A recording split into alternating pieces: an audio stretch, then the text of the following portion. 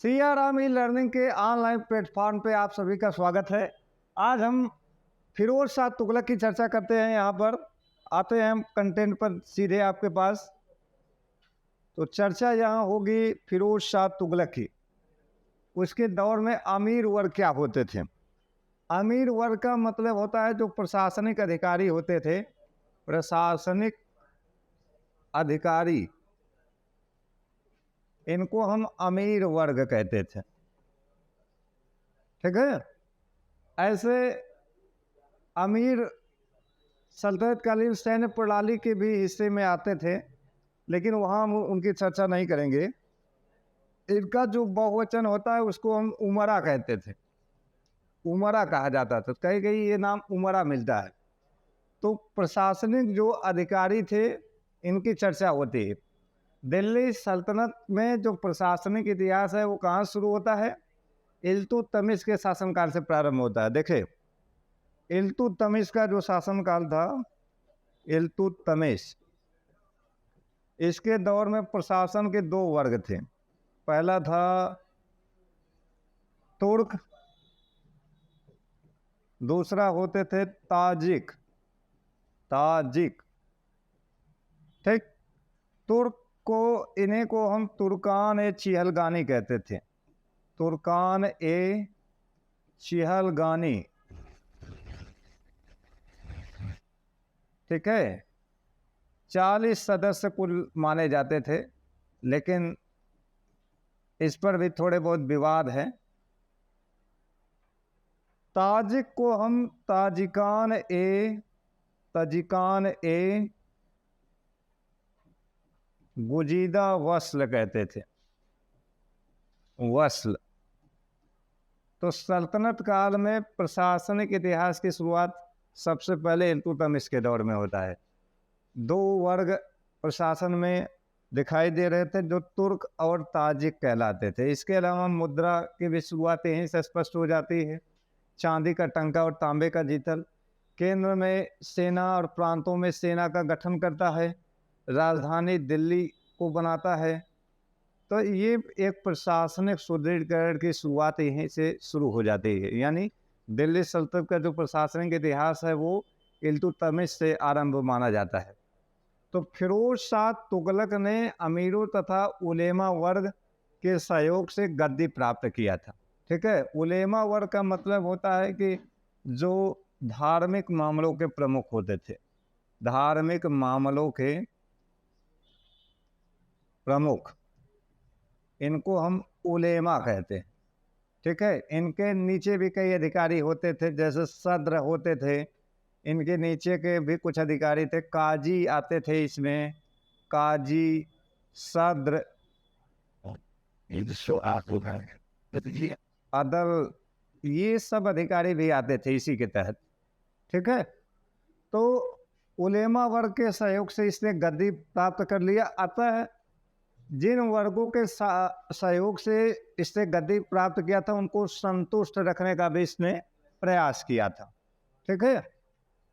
और इस नीति के तहत उलेमा वर्ग का जो नीति अपनाई थी, उलेमा वर्ग के समर्थन को जियाउद्दीन बर्नी जैसा इतिहासकार फिरोज शाह तुगलक के शासनकाल को शांति और समृद्धि के लिए उत्तरदायी मानता है। उसका कहना था कि जब अमीर वर्ग उलेमा वर्ग का शासन सत्ता में सहयोग उसे मिला तो इससे उसके प्रशासन में, उसके राज्य में समृद्धि आती है।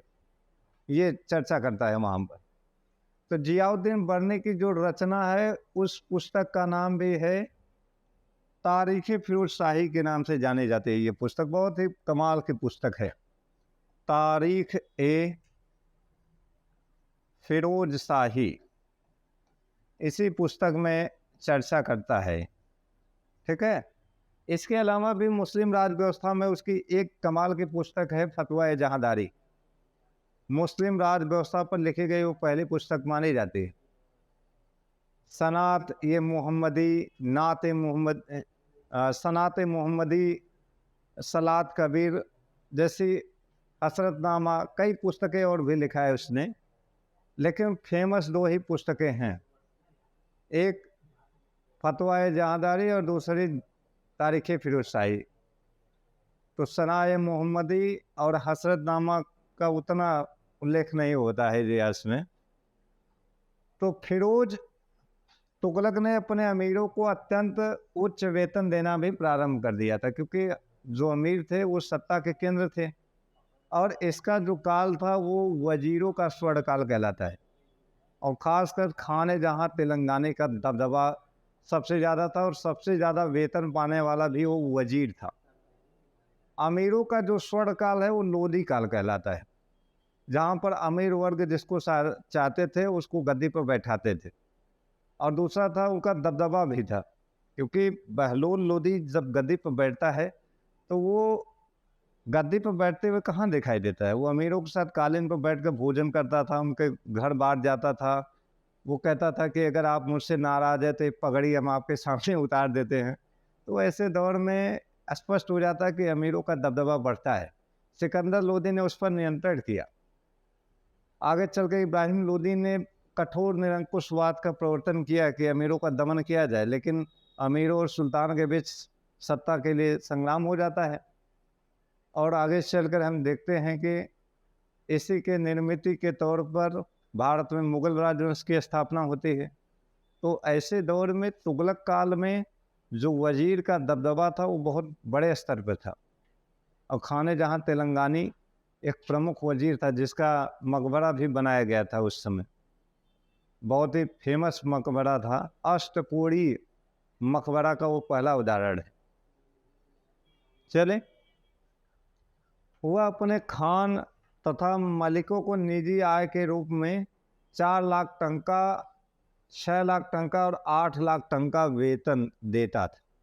देखिए, चांदी का टंका चलाया था इल्तुतमिश ने, सोने का टंका चलाया था बलबन ने, तांबे का टंका चलाया था सिकंदर लोदी। ये टंके का इतिहास है। बलबन ने जो सोने का टंका चलाया था उसको हम दियात के नाम से जानते। तो ये फेमस सिक्के थे। तो टंका जो था वो वेतन के तौर पर यहाँ दिया जा रहा था।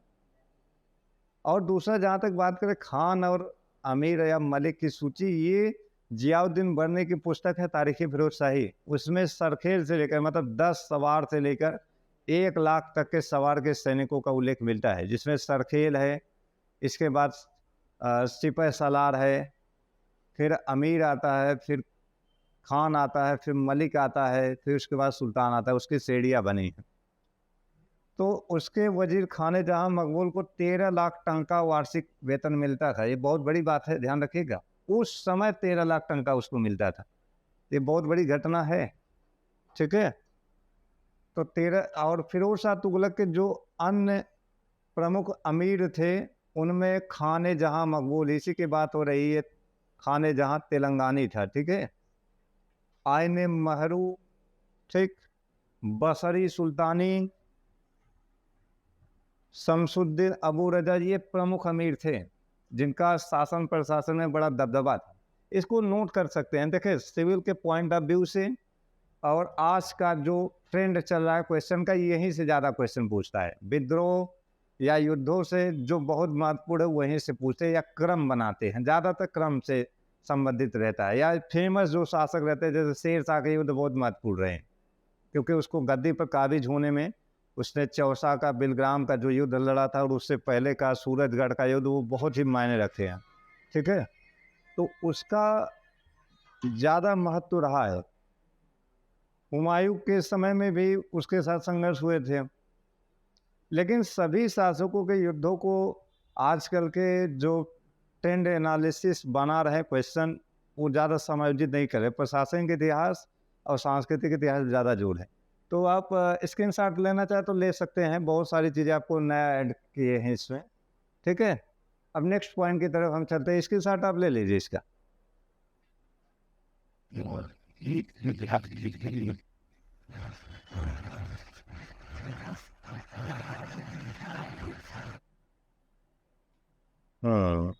नेक्स्ट पॉइंट में वही खाने जहाँ मकबूल की चर्चा कर रहे थे। वो मूलतः क्या था? तेलंगानी ब्राह्मण था। बाद में उसने इस्लाम धर्म में आस्था के नाते परिवर्तन कर लिया था, ठीक है। तो उसका खाने जहाँ तेलंगानी, मूलतः तेलंगाना का ब्राह्मण था, मूल इसका नाम था कन्नू था, कुन्नू, ठीक है।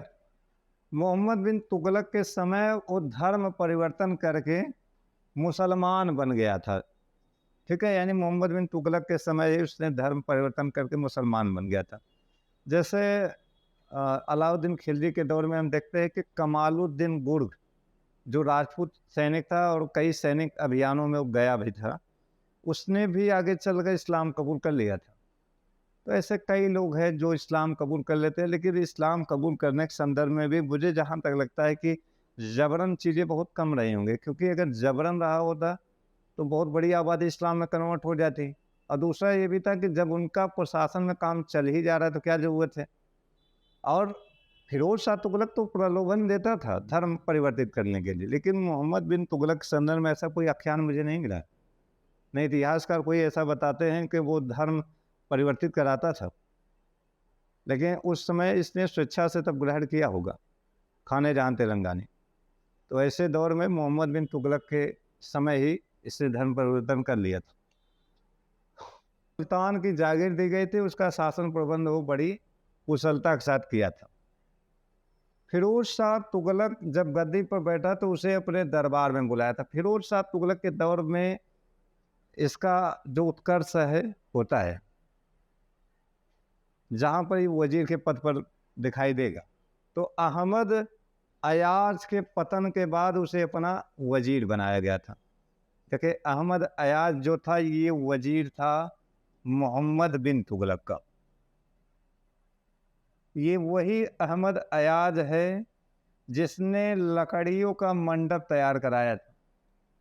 गयासुद्दीन तुगलक को मारने का जो षड्यंत्र किया गया था जूना खाया मोहम्मद बिन तुगलक के द्वारा, तो उसके लिए लकड़ियों का मंडप बनाने का काम यही किया था। और उसी में घुड़दौड़ कराया गया और उस भगदड़ में लकड़ी भरभरा कर गिर जाती है और उससे दबने के बाद सुल्तान गयासुद्दीन तुगलक की मृत्यु होती है। और ये जूना खान का षड्यंत्र था जो सभी बड़े इतिहासकार, खासकर खलीक अहमद निजामी और सतीश चंद्र स्वीकार करते हैं। तो ऐसे दौर में इस अहमद अयाज को एक इनाम मिला था, उसको वजीर बनाया गया था, ठीक है। तो उसके पतन के बाद खाने जहां तेलंगानी का कद इतना ज़्यादा बढ़ जाता है कि वो वजीर बना था। तो उसे खाने जहां अर्थात विश्व का स्वामी की उपाधि दी गई और अपनी ईमानदारी और कर्तव्यपरायणता के कारण वह सुल्तान का करीबी बन गया था, ठीक है। फिरोज तुगलक उस पर इतना विश्वास करता था कि जब वह दिल्ली से बाहर अपने अभियान पर जाता था तो खाने जहां मकबूल को शासन प्रबंधन का दायित्व थमा देता था। बहुत बड़ी बात है, ध्यान रखिएगा विश्वास पात्र के मामले में। खैर, इतिहास में विश्वास पात्र लोगों ने ही बहुत धोखा भी दिया। इतिहास कहता भी है कि बहुत विश्वास करने वाले भी धोखा देते हैं। जैसे मलिक काफूर को उदाहरण के तौर पर आप रख सकते हैं। गुजरात विजय अभियान के दरमियान उसे अलाउद्दीन खिलजी ने 1000 दिनार में खरीदा था, इसीलिए उसको 1000 दिनारे भी कहा जाता है। लेकिन उसके राजवंश का पतन करने में उसकी बहुत बड़ी भूमिका थी। तो विश्वास भी इतना करिए जितना चल सके। तो यहाँ पर 1368-69 ईस्वी में उसकी मृत्यु हो गई। उसके स्थान पर उसके पुत्र जूना खान को वजीर नियुक्त किया गया था, जौना खान को, और उसे भी खाने जहां की उपाधि दी गई थी, ठीक है। आईने महरू मोहम्मद बिन तुगलक के समय में एक प्रशासक के तौर पर प्रसिद्ध था। फिरोज शाह ने उसे मुशर्रिफ ए ममालिक का पद दिया था। ये क्या पद होता है? आय व्यय से संबंधित एक विभाग था, ठीक है। बहुत महत्वपूर्ण पद था। जांच भी करते थे कि भू राजस्व की वसूली में अगर कोई घाटा हुआ है, कोई गबन हुआ है, तो उसका जांच करने का काम भी मुशर्रिफ ममालिक करता था।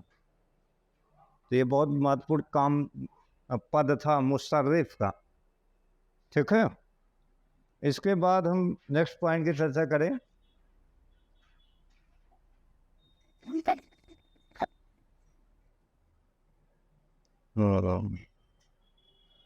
चले, इसका कार्य संपूर्ण राज्य का कर वसूल करना था। इमाद उल मुल्क बशीर सुल्तानी फिरोज शाह तुगलक ने इसे दीवाने अर्ज के पद पर नियुक्त किया था। ध्यान रखिएगा, पद तो होगा, आरिज ए मुमालिक हो तो विभाग था, आरिज ए मुमालिक, ये इसको हम सेना मंत्री भी कहते हैं। इस पद पर नियुक्त हुआ था, ठीक है। बाद में अपनी वृद्धावस्था के कारण दीवान अर्ज का पद अपने पुत्र इसहाक को सौंप दिया तथा फिरोज शाह तुगलक से दास्ता का मुक्ति पत्र प्राप्त कर लिया था। तो ये प्रमुख अमीर थे, खाने जहां तेलंगानी, इमाद उल मुल्क बशीर, इनका क्या रोल था ये आपने समझ लिया। तो बहुत ही महत्वपूर्ण ये टॉपिक था।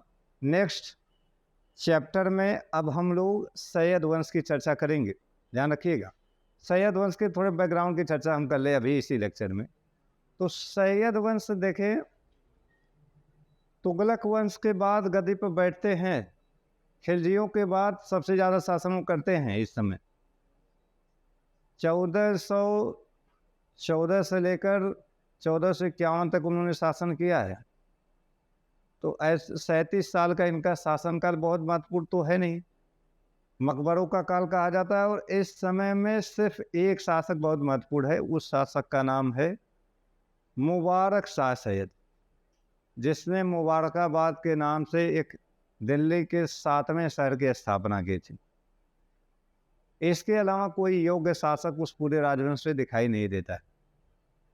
तो सैयदों का जो शासन था वो इतिहास में उतना महत्वपूर्ण नहीं है जितना आगे चलकर लोधियों का होता है, ठीक है। तो अगले लेक्चर में हम सैयद वंश की चर्चा करेंगे। धन्यवाद।